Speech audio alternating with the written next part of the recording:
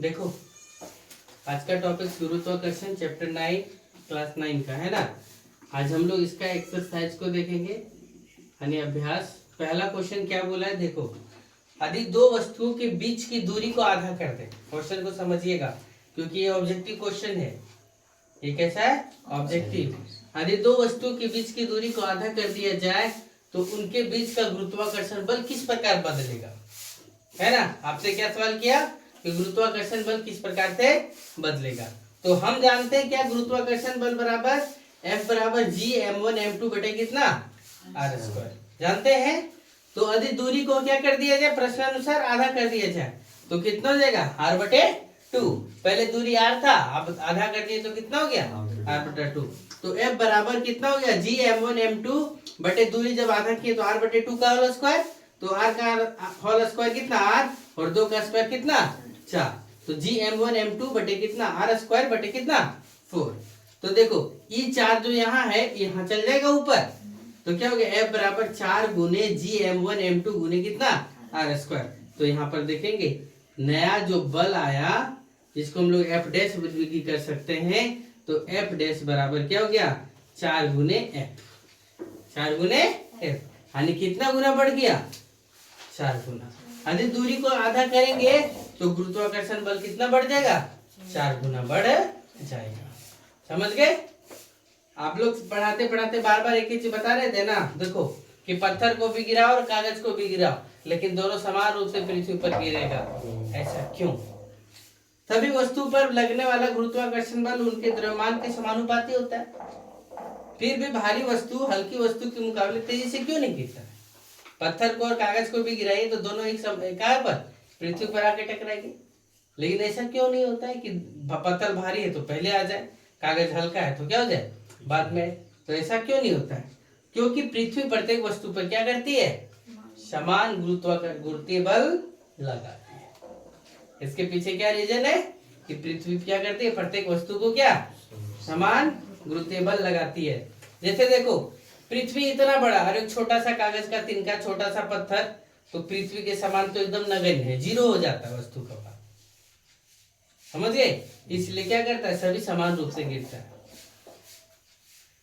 तीसरा number question है, पृथ्वी तथा उसकी सतह पर रखी किसी 1 kg की वस्तु के बीच गुरुत्वीय बल का परिणाम क्या होगा।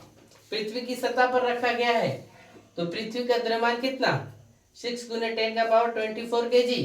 पृथ्वी की त्रिज्या कितना 6.4 गुने 10 का पावर कितना 6 मीटर, 8 नहीं कितना 6 मीटर है। तो पृथ्वी का द्रव्यमान कितना है 6 इंटू 10 का पावर कितना 24 kg। पृथ्वी की त्रिज्या भी कितना दिया हुआ है, पृथ्वी की त्रिज्या भी कितना 6.4 गुने 10 का पावर कितना 6 मीटर दिया हुआ है। वस्तु का द्रव्यमान जो दिया रखा हुआ पृथ्वी की सतह पर उसका कितना है 1 kg। हम लोग जी जो गुरुत्वीयता है स्थिरांक जी कैपिटल जी, उसका मान हम लोग 6.67 गुने 10 का पावर -11 न्यूटन मीटर स्क्वायर पर केजी स्क्वायर। एन मतलब एन नहीं पढ़िएगा, एन मतलब क्या पढ़ेंगे न्यूटन। तो एफ बराबर जी कैपिटल एम इंटू क्या स्मॉल एम। कैपिटल एम किसके लिए प्रयोग किया जाता है, तो पृथ्वी के लिए, और स्मॉल एम किसके लिए प्रयोग किया जाता है, छोटे वस्तु के लिए। आर स्क्वायर पृथ्वी की क्या त्रिज्या। तो देखो जी का मान 6.67 गुने 10 का power -11 newton metre square KG square गुने पृथ्वी का वजन कितना 6 गुने 10 का पावर 24 केजी गुने कितना एम क्या है वस्तु का द्रव्यमान, वस्तु कितना 1 केजी बटे आर स्क्वायर यानी 6.4 गुने 10 का पावर 6 मीटर का क्या होल स्क्वायर। देखो 6.67 गुने अंक जो था एक जगह ले आए 6 गुने 1 10 का पावर -11 और 10 का पावर कितना 24। फिर यहाँ क्या लिखे newton metre square KG square गुने केजी गुने कितना केजी। तो देखो यहाँ केजी स्क्वायर और यहाँ केजी गुने केजी तो दोनों कट गया, नीचे मीटर स्क्वायर है तो ऊपर मीटर स्क्वायर कट गया। अब देखो 6.67 गुने 6 गुने 10 का पावर -11 और ये देखो 6 दूना कितना हो जाएगा 12। तो ये 12 जो नीचे रखते तो किधर भेज दिए ऊपर की ओर भेज दिए।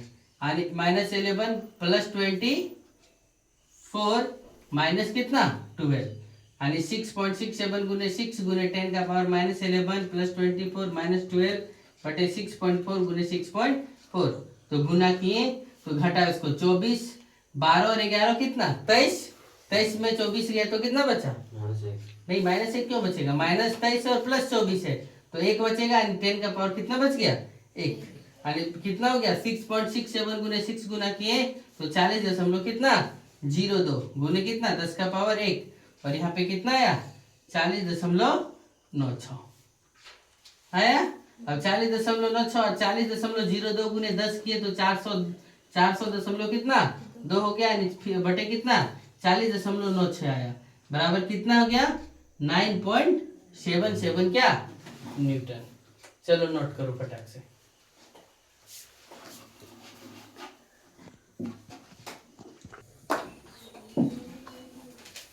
देखो क्या है, चौथा नंबर क्वेश्चन बोला है कि सुनिएगा, पृथ्वी तथा चंद्रमा एक दूसरे को गुरुत्वीय बल से आकर्षित करते हैं।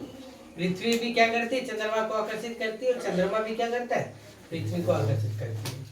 क्या पृथ्वी जिस बल से चंद्रमा को आकर्षित करती है वह बल उस बल से जिससे चंद्रमा पृथ्वी को आकर्षित करती है बड़ा है या छोटा है या बराबर है या बताइए। यानी पृथ्वी का गुरुत्वीय बल ज्यादा है कि चंद्रमा का गुरुत्वीय बल क्या है ज्यादा है। तो देखो क्या है, पृथ्वी जिस गुरुत्वीय बल से चंद्रमा को अपनी ओर आकर्षित करता है चंद्रमा भी उतना ही गुरुत्वीय बल से पृथ्वी को क्या करता है अपनी ओर क्या करता है आकर्षित करता है। क्योंकि गति के तीसरे नियम से क्रिया प्रतिक्रिया क्या होता है बराबर होता है, अर्थात बराबर बल लगते हैं। एग्जाम्पल के तौर पे समझ जाइए, देखो पृथ्वी का द्रव्यमान बल निकाल, दोनों के बीच में जो बल लगने वाला गुरुत्वीय बल निकालने के लिए हम लोग क्या करेंगे पृथ्वी का द्रव्यमान लेंगे, चंद्रमा का द्रव्यमान लेंगे और पृथ्वी तथा चंद्रमा के बीच की दूरी को लेंगे, है ना। किसका बल निकालने के लिए पृथ्वी के गुरुत्वीय बल को निकालने के लिए, और उसी प्रकार से किसका चंद्रमा का गुरुत्वीय बल निकालने के लिए लेंगे तो चंद्रमा का गुरुत्वीय बल यानी चंद्रमा का द्रव्यमान लेंगे, पृथ्वी का द्रव्यमान लेंगे और क्या लेंगे चंद्रमा और पृथ्वी के बीच की क्या दूरी, इसलिए क्या होगा बराबर होगा। पांचवा क्वेश्चन भी वही है, यदि चंद्रमा पृथ्वी को आकर्षित करता है तो पृथ्वी चंद्रमा की ओर गति क्यों नहीं करती है।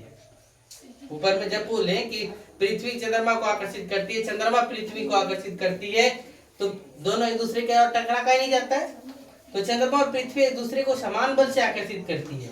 क्योंकि चंद्रमा का द्रव्यमान कम है और पृथ्वी का द्रव्यमान क्या है अधिक है, जिसके कारण पृथ्वी में चंद्रमा का आकर्षण बल के कारण उत्पन्न त्वरण क्या हो जाता है नगण्य हो जाता है, यानी जो त्वरण उत्पन्न होकर के उधर की ओर जाएगा वो क्या हो जाता है 0 हो जाता है। इसी कारण पृथ्वी चंद्रमा की ओर गति नहीं करता है। फिर छठा नंबर क्वेश्चन क्या बोला है, देखो दो वस्तुओं के बीच लगने वाला गुरुत्वाकर्षण बल का क्या होगा।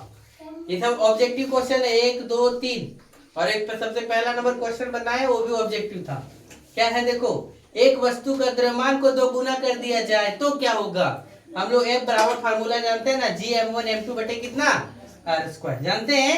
तो M2 को एक वस्तु का द्रव्यमान 2 गुना कर दिया जाए, यानी M2 को अब क्या कर दे 2M2 कर दे, M2 को क्या कर दे 2M2 कर दे, तो गुना करो तो Gm1 2M2 बटे कितना R², E2 को उठा करके बाहर कर दो 2 गुने Gm1 M2 बटे कितना R², कितना गुना हो गया, जो यहाँ का था तो है ये तो कितना गुना बढ़ गया, तो F1 बराबर कितना 2 गुने यानी 2 गुना हो जाएगा। इसी प्रकार से लिखा थी दूसरा, वस्तु के बीच की दूरी को 2 गुना अथवा 3 गुना कर दिया जाए तो क्या होगा। तो देखो 2 गुना कर दिया यानी दूरी r को किस में कन्वर्ट कर दिया 2r में, तो यहाँ देखो R² है तो यहाँ क्या लिखा गया 2r² को कितना हो गया 4r² हो गया। तो देखो Gm1 M2 बटे R², ये तो सही है, तो बस बढ़ गया क्या 1/4, अर्थात कितना गुना हो जाएगा 1/4 गुना। तिगुना r है तो कितना कर दिए 3r, r है तो कितना कर दिए 3r, तो F Gm1 M2 बटे 3r का होल स्क्वायर, तो 3 किया कितना 9r², यानी Gm1 M2 बटे R² कितना बढ़ गया 1/9 गुना, अर्थात 1/9 गुना हो जाएगा। फिर तीसरा नंबर बोला कि दोनों वस्तुओं का द्रव्यमान को 2 गुना कर दिया जाए, यानी दोनों वस्तु का वजन को क्या कर दिया जाए द्रव्यमान को 2 गुना कर दिया जाए, यानी M1 को भी क्या कर दिया जाए 2M1 कर दिया जाए और M2 को भी क्या कर दिया जाए 2M2 कर दिया जाए, है ना। तो देखो F Gm1 M2 बटे कितना R², M1 के जगह पर क्या लिखें 2m2 और m2 के जगह पर क्या लिखें 2m2 बटे कितना r²। तो 2 दूना 4, 4 गुने gm1 m2 बटे कितना r²। तो f डैश बराबर क्या हो जाएगा f डैश बराबर कितना 4 गुने f, 4 गुने कितना f। अर्थात यदि वस्तु का द्रव्यमान को दोनों वस्तु का द्रव्यमान 2 गुना किया जाए तो बल कितना हो जाएगा 4 गुना बढ़ जाएगा। ये सब ऑब्जेक्टिव क्वेश्चन है, याद रखिएगा। चलो आज का यहीं तक, फिर अगले क्लास में होगा।